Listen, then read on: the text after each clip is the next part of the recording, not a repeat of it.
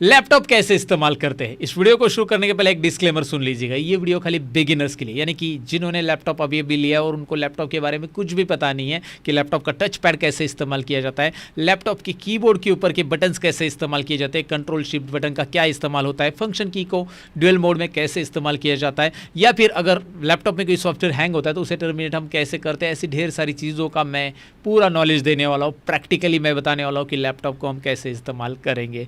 जी हाँ, ये बिगिनर्स के लिए है। अगर आप पहले से लैपटॉप इस्तेमाल करना चाहते हो तो ये वीडियो आपके लिए नहीं है।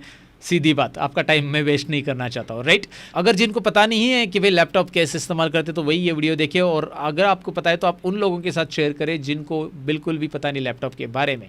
तो चलिए, मैं सतीश कंप्लीट टेक्नोलॉजी चैनल पे आप सबका स्वागत करता हूँ। Let's begin. तो चलिए दोस्तों, यहाँ पे मैं 2 लैपटॉप ले चुका आपको डेमो दिखाने के लिए कि भाई लैपटॉप को कैसे इस्तेमाल किया जाता है। एकदम स्टार्टिंग से मैं बताने वाला हूँ। एक मैंने नोटबुक साइज का लैपटॉप लिया है, ये Asus VivoBook है, और दूसरा मैंने लिया है डेल का एक 15 इंच का लैपटॉप, बड़ा लैपटॉप मैंने यहाँ पे लिया है। यहाँ पे मैं दोनों भी लैपटॉप के ऊपर जो कीज आती है, कैसे टच पैड यूज किया जाता है बताने वाला हूँ। तो चलिए, सबसे पहले मैं आपको लैपटॉप ओपन करना बताऊंगा, क्योंकि बहुत सारे लोगों को ओपन करना पता नहीं होता है। आप बोलोगे यार इसमें कौन सी बड़ी बात है, बस पकड़ो और ओपन करो। नहीं, कॉर्नर पे पकड़ के कभी ओपन नहीं करना है, याद रखो। क्योंकि जब आप कॉर्नर पे पकड़ के ओपन करोगे तो होगा क्या, मैं बताता हूँ। मैं बीच में यहाँ पे पकड़ूंगा और इस तरह से ओपन करूंगा। लैपटॉप इस तरह से ओपन किया जाता है, क्योंकि यहाँ पे जो लॉक होते हैं ना, ओवर द पीरियड अगर आप कॉर्नर पे पकड़ के ओपन करते हो तो यहाँ पे लॉक लूज हो जाते हैं। कई कई लैपटॉप पे अलग अलग, अभी ये तो पूरा स्ट्रिप आ चुका है लॉक का, ये ठीक है। आप कॉर्नर पे पकड़ोगे तो यहाँ पे ज़्यादातर ये ओपन होता ही नहीं, और बहुत टफ जाता है ओपन करने के लिए। आप देखोगे तो इस साइड प्रेशर पड़ता है, इस साइड नहीं।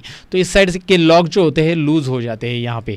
तो इसीलिए आपको पहले लैपटॉप को बीच में पकड़ के ओपन करना है, ये बात याद रखना है। कोई भी लैपटॉप ओपन करो, आप नोटबुक ओपन करो, ये वाला देख लीजिए, इसे भी बीच में पकड़ के ही मैं ओपन करूँगा तो ये ओपन होगा आसानी से। अगर मैं इसे बीच में नहीं पकड़ूंगा, यहाँ पे पकड़ के नहीं ओपन करूँगा, मैं यहाँ पे पकड़ के ओपन करूँगा तो क्या होगा कि एक साइड में प्रेशर ज़्यादा आता है। ओपन तो हो जाता है लेकिन एक साइड में प्रेशर आ जाता है, और ये जो लॉक होता है ये टूटने के चांसेस वहाँ पे आगे चलकर होते हैं, क्योंकि एक साइड में प्रेशर आता है। ठीक है, कॉर्नर पे पकड़ के ओपन नहीं करना, ये मैं प्रिकॉशन बता रहा हूँ, बस बीच में पकड़ के ओपन करना है। अभी आपको दोनों लैपटॉप यहाँ पे दिखाई दे रहे हैं। अब मैं आपको दोनों लैपटॉप के बारे में बताने वाला हूँ। सबसे पहले स्टार्ट करना बता देता हूँ।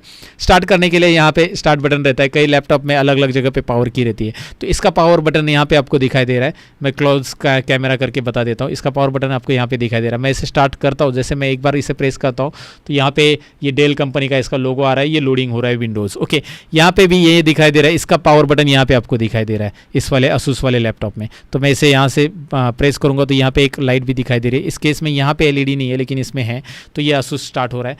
यहाँ पे आप देख सकते हैं ये स्टार्ट हो गया। मैं एंटर बटन प्रेस करूँगा। जब आप पहली बार लैपटॉप स्टार्ट करोगे, अगर आपके लैपटॉप में पासवर्ड वगैरह दिया है तो यहाँ पे पासवर्ड आ जाएगा इस तरह से। तो आपको यहाँ पे पासवर्ड डाल देना है। जैसे मैं यहाँ पे पासवर्ड डाल देता हूँ फटाफट अभी, तो यहाँ पे मैंने पासवर्ड डाल दिया। अब ये नोटबुक में और इसमें क्या फ़र्क है आपको दिखाई दे रहा है। इसका स्क्रीन का साइज़ देखिए, ये लगभग 15 इंच यहाँ पे आपको दिखाई दे रहा है, मतलब 15.6 इंच है। यहाँ से यहाँ देखोगे तो ये 15.6 इंच जो लार्ज साइज़ में आपको ये मिलता है 15.6 इंच का लैपटॉप में, और इसकी साइज़ 14 इंच है। यहाँ पे अगर आप देखोगे तो ये 14 इंच का लैपटॉप है। अब 14 इंच में आप कंपेयर करोगे और 16 इंच में कंपेयर करोगे तो सबसे पहले मैं आपको बताऊं कि ये वाले लैपटॉप में न्यूमेरिक पैड अलग सा नहीं मिलता है। जैसे यहाँ पे इस लैपटॉप में आप नंबर पैड देख सकते हैं, ये नंबर पैड आपको अलग सा मिल रहा है। और इस वाले जो नोटबुक साइज़ का लैपटॉप रहता है 14 इंच का, ये जो लैपटॉप है इसमें नंबर यहाँ पे आपको मिलेंगे, अल्फा न्यूमेरिक में ही बस नंबर मिलेंगे, अलग सा न्यूमेरिक की पैड यहाँ पे नहीं मिलता है। और इसकी साइज़ भी छोटी होती है, लेकिन ये ईजी होता है कैरी करने के लिए। तो अगर आपको कैरी करने के लिए ईजी लगता है, लाइक आपको लगता है कि कैरी करने के लिए ईजी हो, तो आप ये छोटा इस्तेमाल कर सकते हैं लैपटॉप। लेकिन आपको लगता है कि नहीं मुझे डिस्प्ले अच्छा होना चाहिए, मैं काम कर रहा हूँ वहाँ पे वीडियो एडिटिंग कुछ कर रहा हूँ, तो आपको 15.6 इंच का डिस्प्ले वाला लैपटॉप लेना चाहिए, जिसमें न्यूमेरिक कीपैड आपको सेपरेट मिलता है, और की भी थोड़ी सी सेपरेशन यहाँ पे दिखाई दे रहा है। कीपैड जो है पूरा पूरा इसमें यहाँ पे आपको दिखाई दे रहा है इसके इसमें, तो इसमें टाइपिंग के लिए भी आपको ज़रा कंजेस्टेड नहीं लगता है। यहाँ पे थोड़ा सा आपको दिखाई दे रहा है कि की को थोड़ा सा एडजस्ट किया रहता है। अब क्या होता है कि लैपटॉप में सारी चीज़ें एडजस्ट की रहती है एक ही जगह पे, तो आपको वहाँ पे थोड़ा सा वर्किंग में कंफर्ट नहीं मिलता है, लेकिन ठीक है। लैपटॉप में कीपैड इस तरह से आता है। तो अब सबसे पहले मैं टच पैड का इस्तेमाल करना बताता हूँ। टच पैड की तरफ आप देखिए, टच पैड यानी कि ये आपका माउस है लैपटॉप का, आप एक्सटर्नल माउस इसे लगा सकते हैं, लेकिन ये माउस यहाँ पे फिलहाल दिया गया है। अगर आप माउस पॉइंटर घुमाना चाहते हैं, ऊपर देख सकते हैं मैं यहाँ पे टच करके घुमा रहा हूँ, यू कैन सी कि भाई ये माउस पॉइंटर यहाँ पे मूव हो रहा है। मैं आपको वीडियो में भी दिखा रहा हूँ यहाँ पे, राइट। और अगर मुझे यहाँ पे सपोज कोई भी चीज़ अगर ओपन करनी, ये फाइल ओपन करनी है या कोई फोल्डर ओपन करना है, मैं ये फोल्डर ओपन करना चाहता हूँ, ये जो फोल्डर है उसके ऊपर माउस पॉइंटर मैंने लिया, तो यहाँ पे डबल क्लिक कहाँ पे, जैसे माउस के हम करते थे, तो यहाँ पे आपको क्या करना है, इसके ऊपर डबल टैप कर देना है। बस सिंगली आप यहाँ पे टैप कर दोगे इस तरह से, माउस लाके यहाँ पे डबल टैप करोगे तो ये ओपन हो जाएगा। डबल टच कर देना है, मतलब प्रेस नहीं करना है, फर्स्ट डबल टैप कर देना है। यू कैन सी वो ओपन हो रहा है, राइट। और उसके साथ ही यहाँ पे ये आप देखेंगे तो यहाँ पे एक सेपरेट लाइन है, इसमें लेफ्ट बटन यहाँ पे और राइट बटन इस साइड है। मतलब अगर आपको इस फाइल को सिलेक्ट करना है, ओपन नहीं करना है, तो इस पर बस सिंगल टैप कीजिए, ये लेफ्ट बटन प्रेस हो गया, सिलेक्ट हो गया। और उसी के ऊपर राइट क्लिक करना है, तो आप यहाँ पे ये दिखाई दे रहा है आपको, इसी के ऊपर यहाँ पे माउस पॉइंटर रखिए और राइट क्लिक के लिए ये वाला बटन दबाइए। ये देखिए राइट क्लिक का मेनू यहाँ पे आ जाएगा। तो ये राइट क्लिक है, ये लेफ्ट क्लिक है, जैसे माउस में होता है। और ऊपर नीचे माउस लेने के लिए तो आपको यहाँ पे टच करके करना है। डबल क्लिक के लिए सिंगल डबल टैप कर देना है, यहाँ पे डबल टच कर देना है, मीन टू से डबल टैप हो गया तो ऑटोमेटिकली कोई भी फाइल वगैरह फोल्डर ओपन हो जाएगा। और यहाँ पे मैं टच पैड का और एक यूज़ बताने वाला हूँ कि हमें स्क्रॉल कैसे करना है। जैसे मैं एग्जांपल लेता हूँ, यहाँ पे मैं क्रोम ब्राउज़र ऑलरेडी ओपन रखा है, मैं क्रोम ब्राउज़र पे आके learnmopro.com विजिट कर रहा हूँ। ये दिखाई दे रहा है आपको learnmopro.com, मैंने विजिट कर दिया और इस वेबसाइट पे मुझे स्क्रॉल करना है। तो मैं यहाँ पे क्या करूँगा, 2 फिंगर टच करूँगा और इस तरह से ऊपर लेके जाऊँगा, ऊपर ये स्क्रॉल होते जाएगा। और नीचे लेना है तो इस तरह से नीचे आप ले सकते हैं, ऊपर लेना है नीचे लेना है, इस तरह से ये स्क्रॉल बार का इस्तेमाल किया जाता है।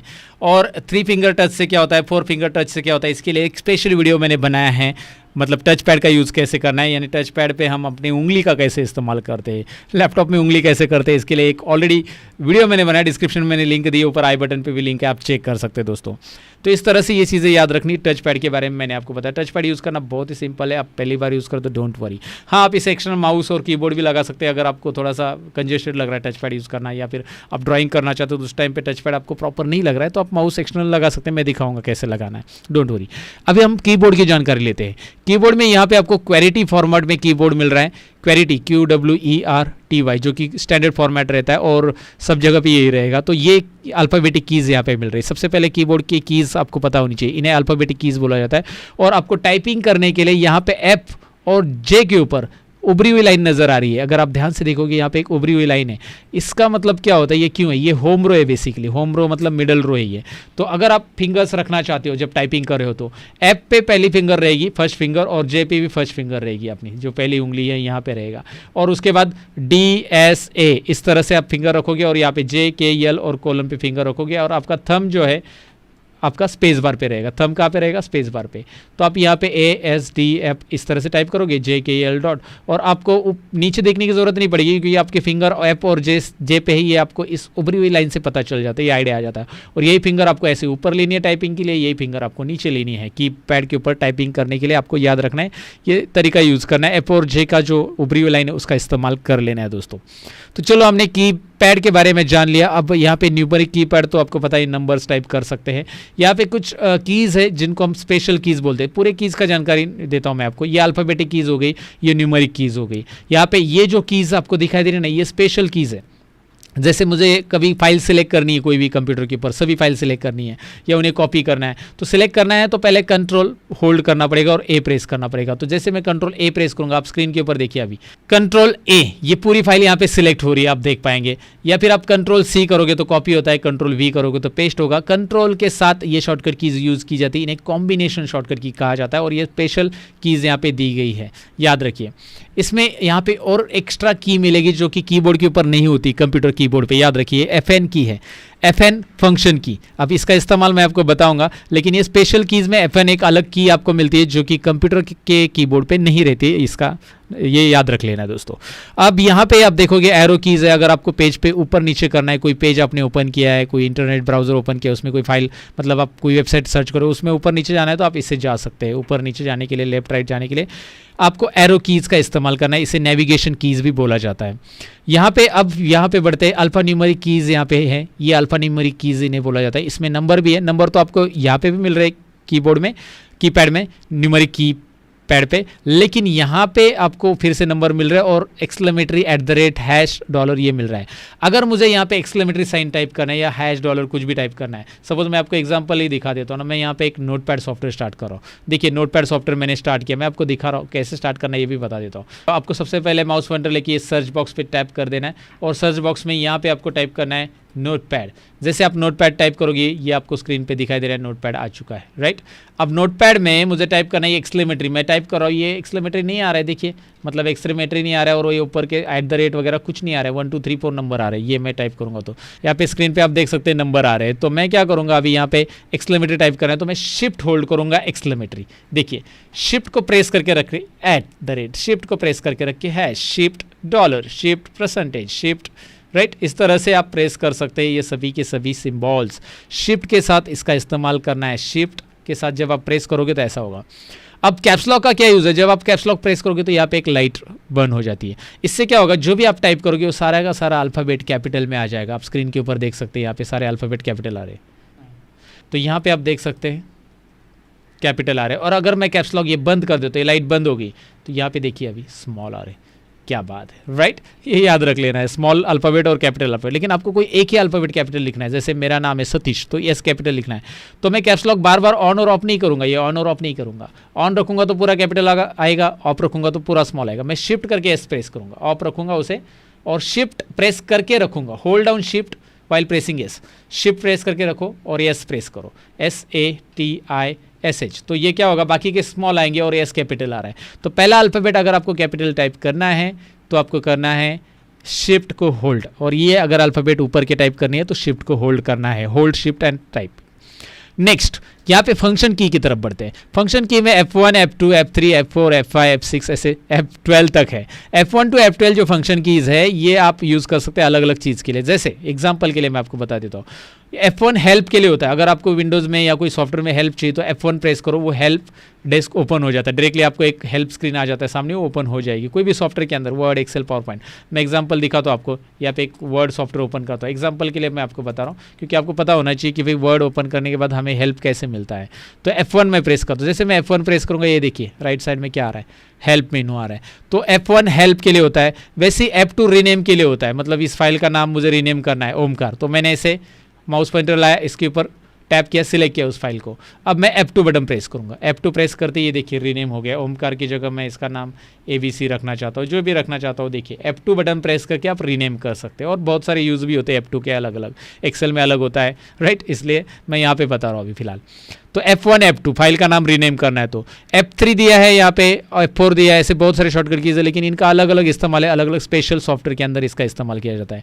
फिलहाल इसमें अगर आप ध्यान से देखोगे तो F1 के अलावा यहाँ पे एक आवाज़ म्यूट करने के लिए है ना दिया है ऑप्शन, एक सिंबल दिया है, और साउंड बढ़ाने के लिए एक सिंबल, और म्यूट को अनम्यूट करने के लिए एक सिंबल दिया है। फिर यहाँ पे वॉल्यूम बढ़ाने के लिए एक सिंबल दिया है, वॉल्यूम डिक्रीज और वॉल्यूम इंक्रीज और म्यूट करने के लिए, और वीडियो को नेक्स्ट और फॉरवर्ड करने के लिए, पॉज करने के लिए भी दिया है। तो ये कब इस्तेमाल होगी, ये तभी इस्तेमाल होगी जब आप FN प्रेस करोगे। जब आप FN प्रेस करोगे और उसके बाद आपने प्रेस किया यहाँ पे F3, तो ऊपर दिखाई देगा स्क्रीन के ऊपर, आप यहाँ पे देखिए स्क्रीन के ऊपर आप देख सकते हैं वॉल्यूम कम ज़्यादा हो रहा है, देखिए कम हो रहा है, इससे पूरा म्यूट होता है, ये देखिए म्यूट यहाँ पे क्रॉस आ रहा है अगर आप ध्यान से देखोगे तो।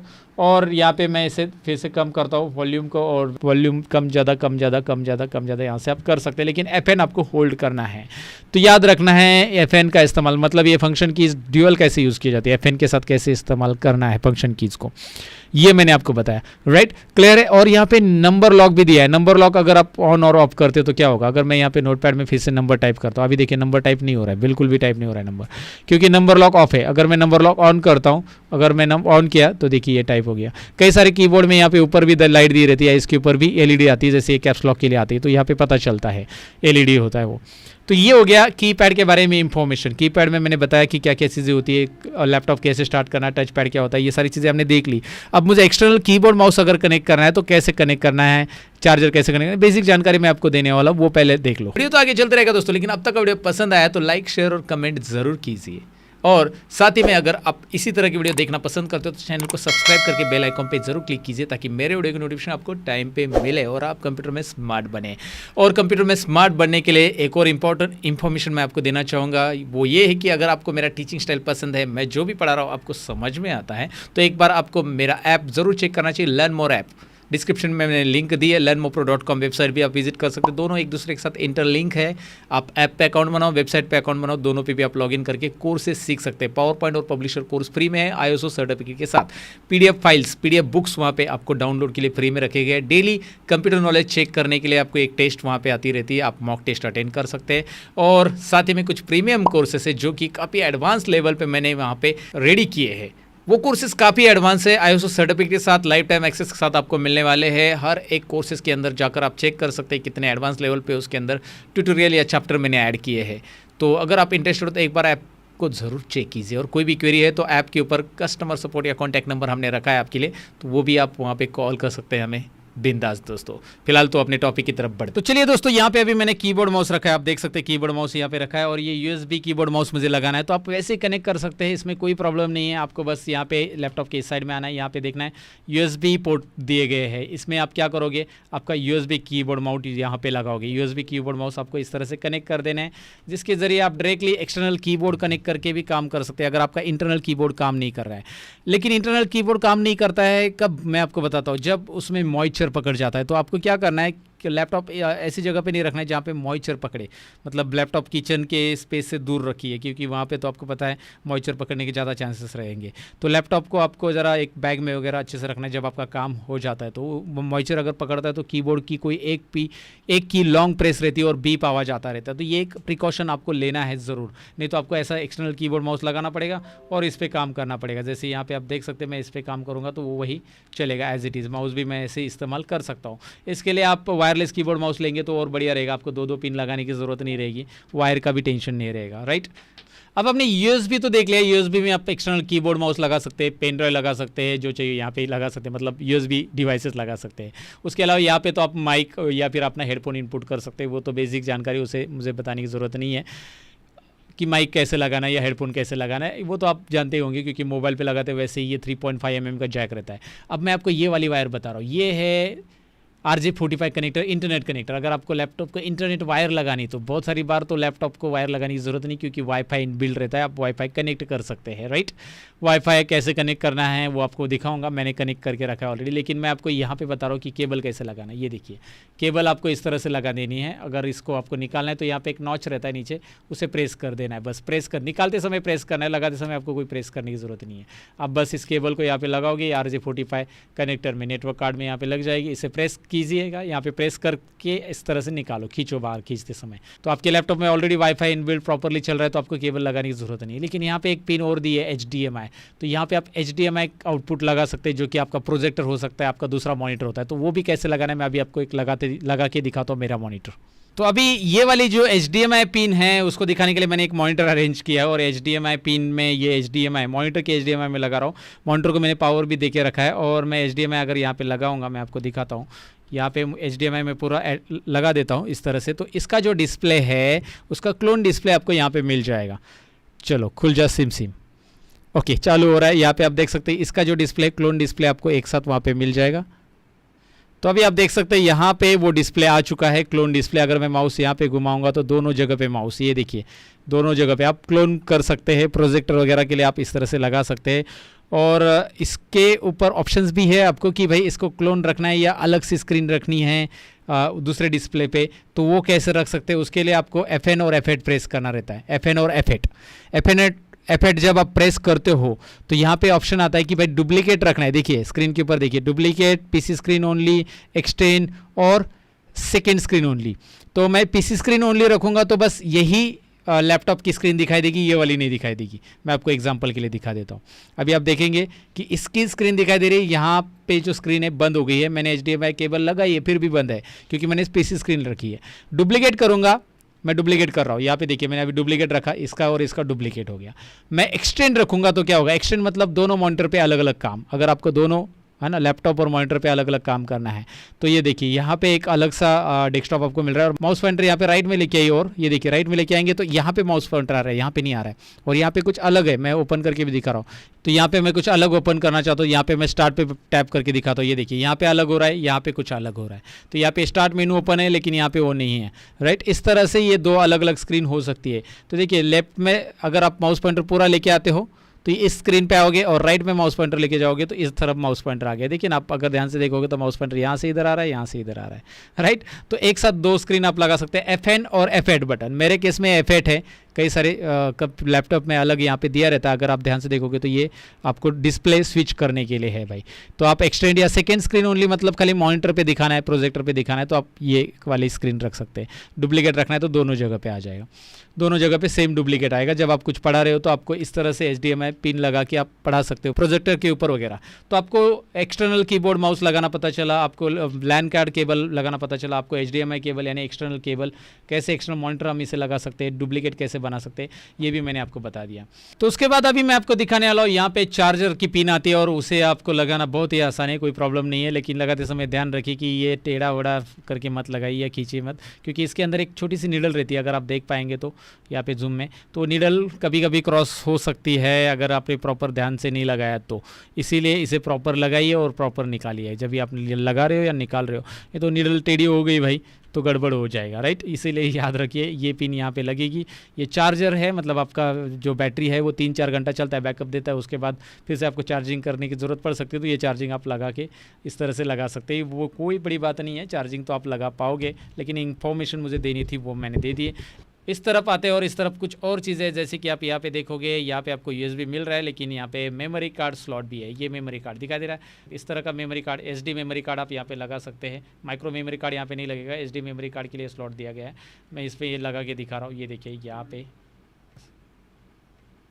तो इस तरह से इसे प्रेस कर देना है और यहाँ पे लगा देना है। ये आप देखोगे मेमोरी कार्ड जैसे आप लगाओगे, अभी मैंने निकाल दिया, मैं लगा रहा हूँ दोबारा।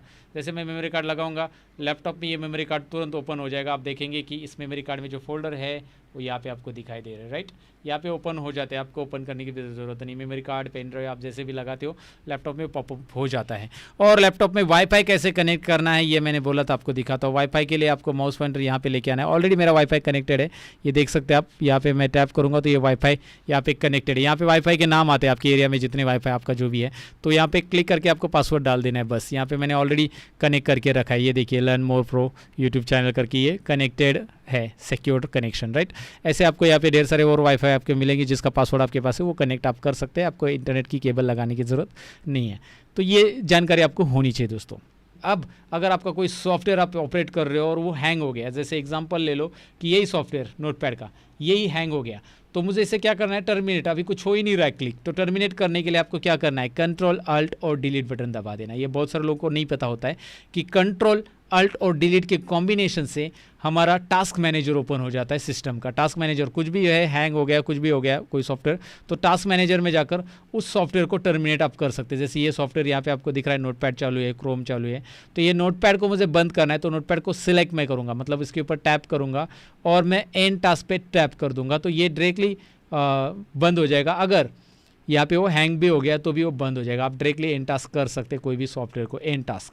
तो ये control alt delete task manager open करना भी आपको पता होना चाहिए। बेसिकली लैपटॉप के बारे में जब आप लैपटॉप लेते हो तो ये बेसिक चीज़ें आपको पता होनी चाहिए पहले, राइट। तो बेसिक जानकारी मैं पूरी दे रहा हूँ, इसमें सारी चीज़ें जितनी हो सके उतनी मैं बताने की कोशिश आपको कर रहा हूँ।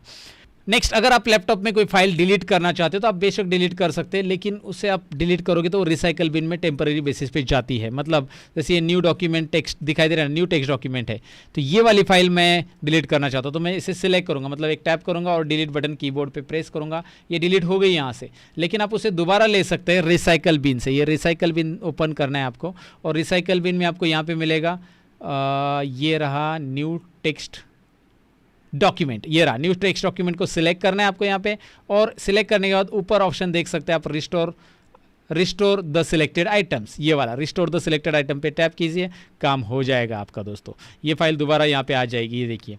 तो इस तरह से डिलीटेड फाइल को भी आप रिपीट ले सकते हैं। और ऐसी ढेर सारी चीज़ें हैं दोस्तों, बस लैपटॉप की मैंने बेसिक जानकारी आपको यहाँ पे दी है। मैंने एक computer fundamental course already design किया है कंप्यूटर को फंडामेंटल लेवल पे सीखने के लिए, लैपटॉप को फंडामेंटल लेवल पे सीखने के लिए, तो आप उसे ज़रूर ज्वाइन कर सकते हैं। मेरे पोर्टल पे learnmorepro.com नाम है मेरे वेबसाइट का, या फिर लर्न मोर ऐप को डाउनलोड कर सकते हैं, दोनों एक दूसरे के साथ लिंक है। है डिस्क्रिप्शन में मैंने लिंक दे दी है इस वेबसाइट और ऐप की।